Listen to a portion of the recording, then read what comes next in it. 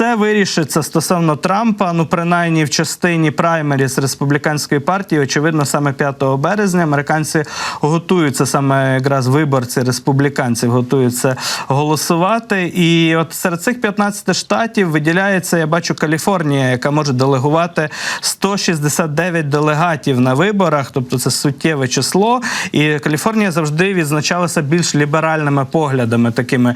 Чи є шанси в Нікі Хейлі хоча б там перемогти, на твою думку? І якими будуть результати цих праймеріз, якщо говорити реалістично, без ілюзій? Якщо бути дуже коротким, то вся прогностика показує, що Хейлі програє Трампу в кожному з цих штатів. Єдине питання, наскільки багато вона програє, це є важливе питання.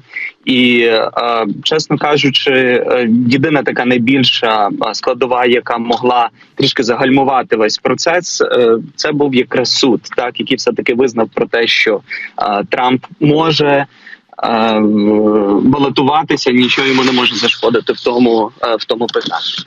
Отже, так, було вчора прийнято рішення, яке достатньо сильно вплинуло. Воно не було таким неочікуваним. Так? Тобто багато експертів, багато фахівців, багато конституціоналістів стверджували про те, що ми будемо мати ту ситуацію, коли суд не буде брати на себе відповідальність, обирати те, що мають, власне, зробити виборці.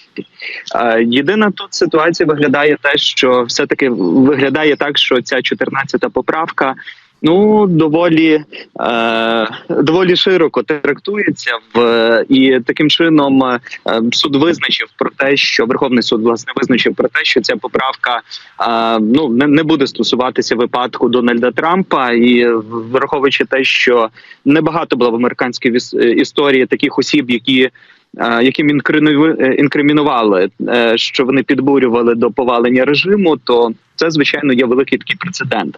І так, абсолютно вірно, він буде використаний і не тільки у випадку Колорадо, але будь-яких інших штатів, які, власне, інкримінували Дональду Трампу спробу, принаймні, в поваленні режиму, коли ще він був в статусі президента.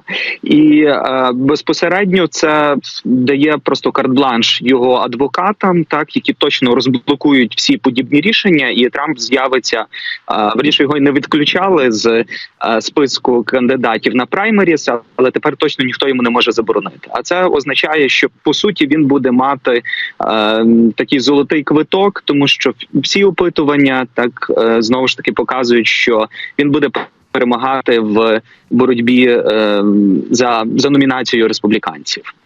І, на жаль, не знаходиться жодної особи, яка би могла його зупинити. На твою думку, чи після цього супервівторка, коли в 15 штатах визначиться з кандидатом від республіканців, зокрема, демократи, в них там свій процес, де Байден, чинний президент, є фактично фаворитом і основним кандидатом від демократичної партії. Отже, чи після цього вівторка, після 5 березня, фактично у нас буде ситуація, коли Нікі Хейлі зніме свою кандидатуру і залишиться двоє – Байден проти Трампа, і так у цьому руслі вже вибори будуть продовжуватися?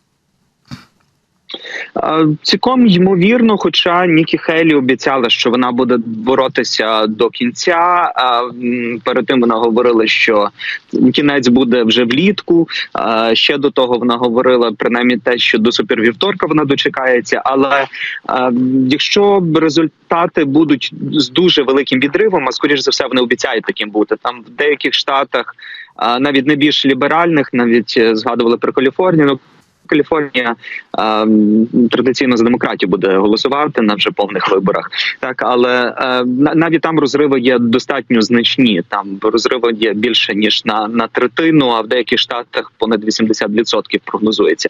Тому тут вже просто не буде сенсу і логіки витрачати кошти на кампанію, яка ні до чого не проведе, враховуючи те, що всі крупні донори вже трішки раніше переметнулися до Трампа чи були з Трампом, і величезна кількість партійців республіканської партії також очевидно бачать нового боса старому своєму босові. Так тому тут практичної складової від її руху в принципі не буде.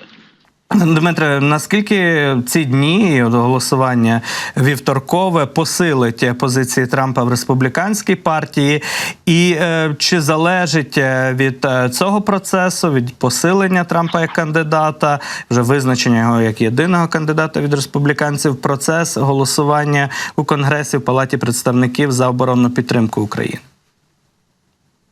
Так, це цікаве, дійсно важливе питання. Однозначно посилить. Швидка відповідь однозначно посилить його позицію, і наразі так і виглядає, що Трампові вдалося не тільки там своє ядро ось таких прибічників трампістів навколо себе зібрати, так, але і значно зменшити кількість всіх існуючих опонентів. Фактично всі опоненти всередині республіканської партії, а також кількість тих виборців, яких ми називаємо там більш поміркованими чи менш консервативними, які підтримували в тому числі Нікі Хейлі, ну вони будуть змушені так чи інакше приєднуватися так до Трампа. Хоча є велика кількість виборців, які говорять про те, що якщо таки Трамп отримає цю номінацію, а вона влітку, нагадує, буде. Тобто, попри те, що зараз він буде очевидним таким номінантом, все ж таки офіційна номінація буде на з'їзді партії, і власне електоральний коледж буде його висувати. То попри ті всі процедури, є певна кількість осіб, яка говорить, що вона тоді не буде голосувати ні за кого. Так, і власне справжні вибори, повноцінні вибори, верніше, покажуть ту ситуацію. Але тим не менше виходимо з того, що більшість таки буде консолідована за Трампом. Яким чином це вплине на голосування щодо допомоги? Це є одне з найцікавіших питань. Трамп твердо дотримується лінії про те, що не так є проблема в Україні, як є проблема в кордоні, і він хоче, щоб кордон був його, тобто щоб рішення цього питання власне відбулося з узгодженням всіх його позицій. А це означає, що ми будемо бачити ту ситуацію, коли він далі буде тиснути на Джонсона, і прибічники Трампа будуть тиснути на Джонсона в тому, щоб відстояти такий позицію трампістів. В свою чергу ми пам'ятаємо те, що Джонсон зараз в такій нестабільній ситуації, тому що хоча б один голос проти нього, так, і його можуть зняти з спікерства, і це можна знову ж таки завести всю нижню палату в дуже довгий період обирань нового спікера, і тоді очевидно, що рішення не буде прийняте. Тому ситуація достатньо нестабільна.